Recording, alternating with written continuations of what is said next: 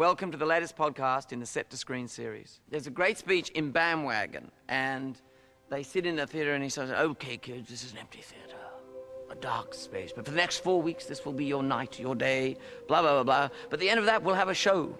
And it's a bit like this in a soundstage because it's a vast empty space, and yet you have to place a world or an environment in it. Although increasingly, this is just becoming a giant soundstage with a giant piece of blue in it. Having said that, it probably brings us to the topic of production design. A production designer is in charge of all the sets. That is the physical environment in which all the actors perform. She sees that cow there with a crow. That cow. Which one? First cow. The first cow. Right. Baz has a view about how he would like to see something, and it's my job to turn that vision into reality.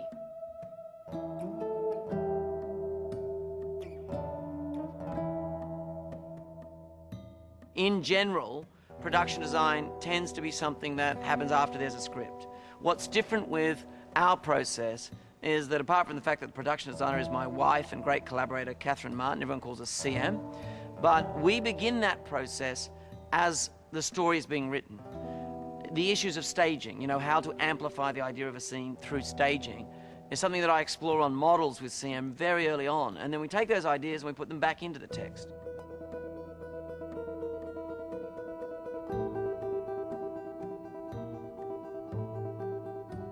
What Baz is always looking for from me is obviously a visual stimulus. But I think that process comes really from the fact that he's an intensely visual person.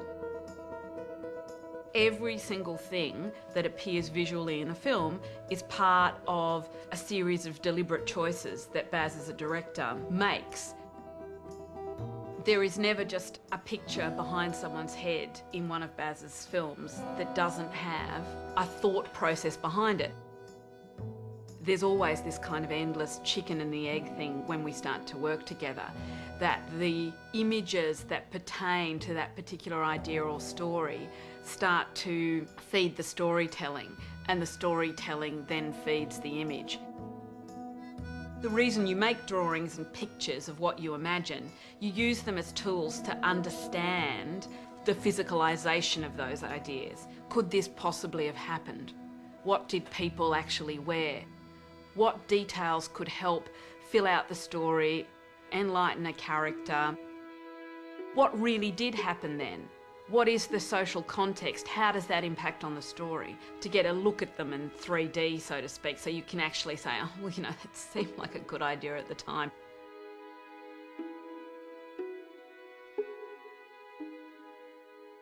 That mechanism has become more and more sophisticated. We now completely and utterly shameless in our use of every kind of collage technique, whether it's using someone's beautiful hand-drawn illustrations that we then mix with photos, or we recolour, or we chop up and combine. Sometimes people don't even realise that we haven't built the set yet when we show them the boards because they look so photographically accurate. Obviously, I don't do everything myself. I have a really big team, a lot of them long-standing collaborators, like my supervising art director, Ian Gracie, art director, Karen Murphy. I have a team of 3D artists, conceptual artists who paint pictures for me, illustrators, graphic artists, drafters, set designers. I mean, there's a very large team backing me up. The person I probably collaborate with most is Silvana Azzi-Harris, who's my long-time collaborator of 10 years and works with me on everything from concept collages to the credit roll. So she's the one constant that I have kind of from the very inception of the idea to putting everything to bed at the end of the day. The creative process is 99% perspiration and 1% inspiration. But that's the journey. The journey is having faith in the process, that you've got to keep examining every idea you have, testing it and retesting it, tweaking it. And you've also got to know when to stop, because you can overwork something as well.